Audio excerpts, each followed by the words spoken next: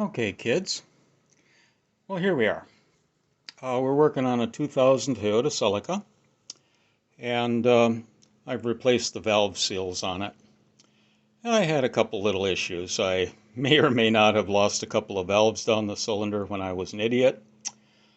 And I had a little explosion the other night as I was putting it back together, and I had a valve spring retainer lock assembly get away from me. I found the locks, but the retainer disappeared.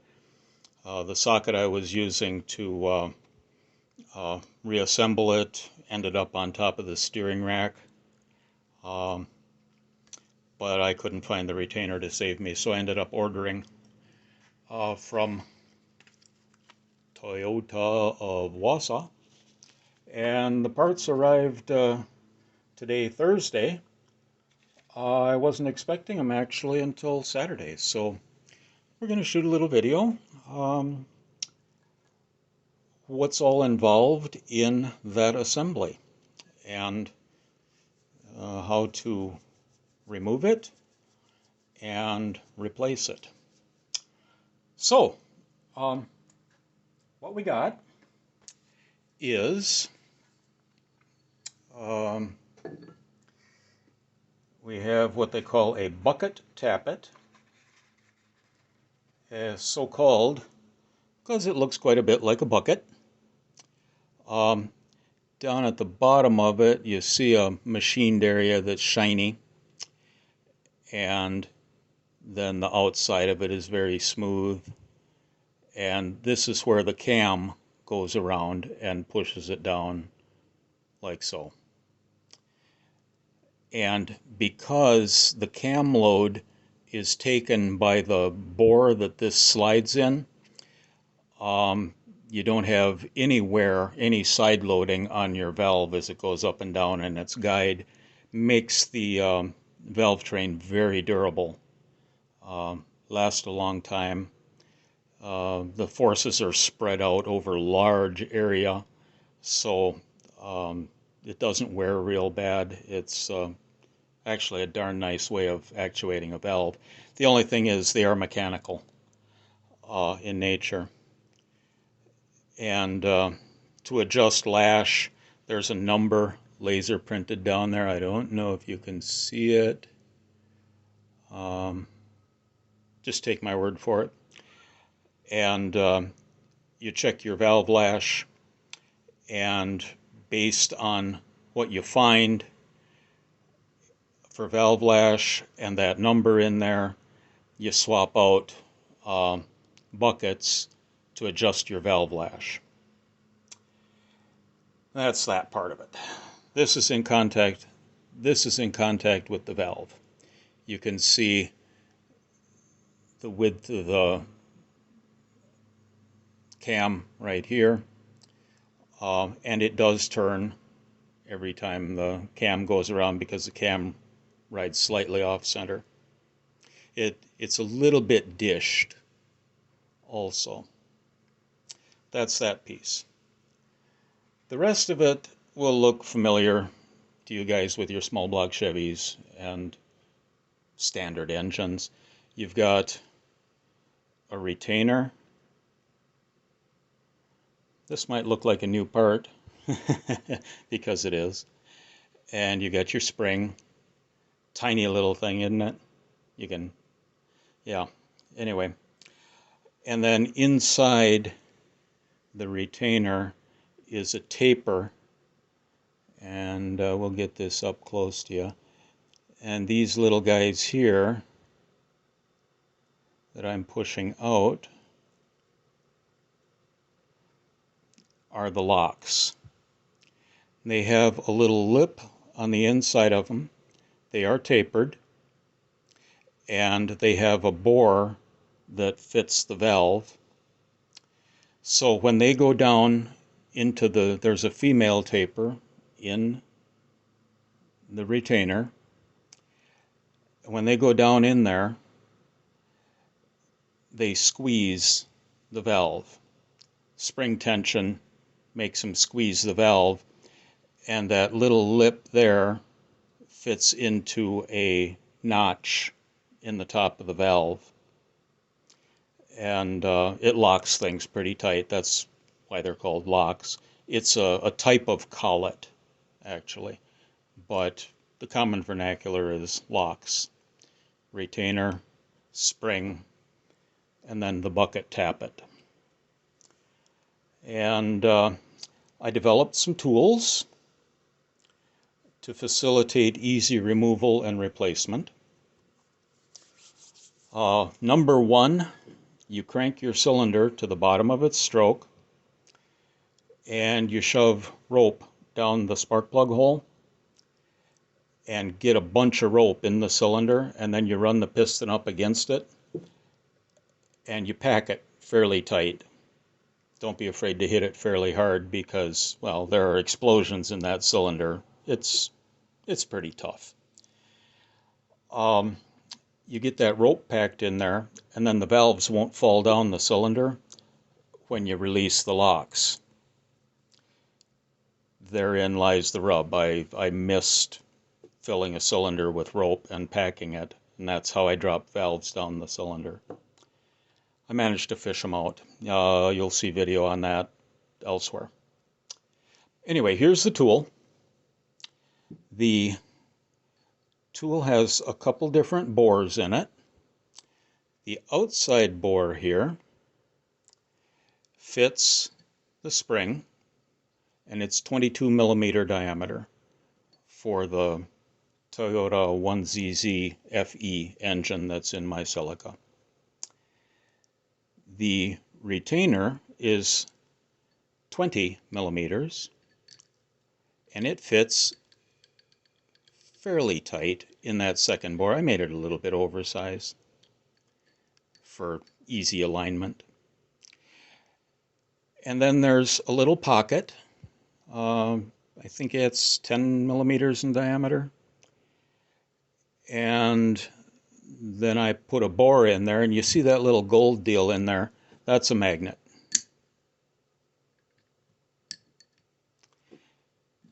And it's there for a definite reason. So you go to approach the assembly,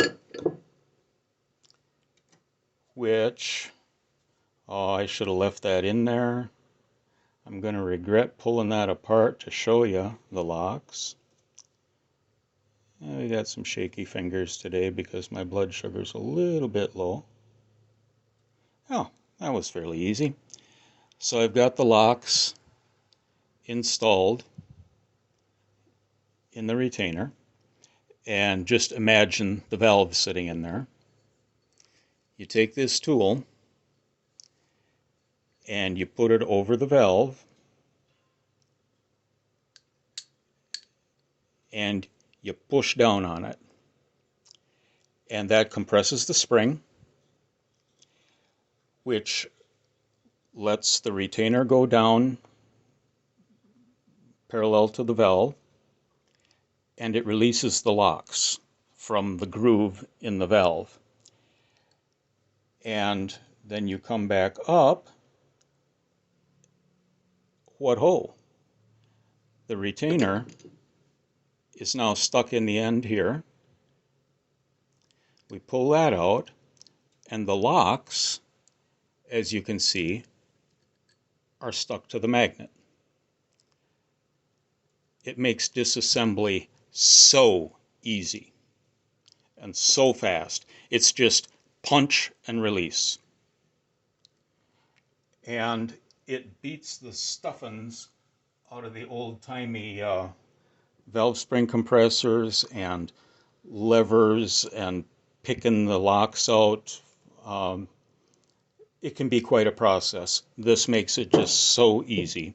You just punch and release, and your pieces are all stuck to the tool. It's a wonderful thing. Reverse, when you go to install it, I have a socket here. I'll try to get you a view in here. Get a little light on the subject. And if you take my word for it, you can see a piece of rubber. It's actually the end of a plunger in a cow syringe. I just clipped it off and it fits in there nice and tight. And it'll hold the spring from slopping around. You, again, assemble the thing. If you're good, well, if you're good, you use a little grease on it to hold it together. And these pieces of metal are so small and light that grease will hold them together. And once you have it assembled, you put this over the top of it and slide it down the valve, and you've got the bore that this tappet fits in, and you can see these are almost the same size, so you can judge centering by the clearance between the socket and the bore that the tappet fits in. And I just have a spark plug wrench here and a finger ratchet. Don't know if you've ever seen one of these, but it's a ratchet. Comes in very useful sometimes when you manage to break a bolt loose, but you can't really swing your ratchet. This, you can get in there and turn it by hand. Anyway, I'm just using this because it fits my palm. And I'll go in and I'll push down. You'll be able to see it compress. And you maybe wiggle it a little bit. And what happens is that valve pokes up into this piece of rubber,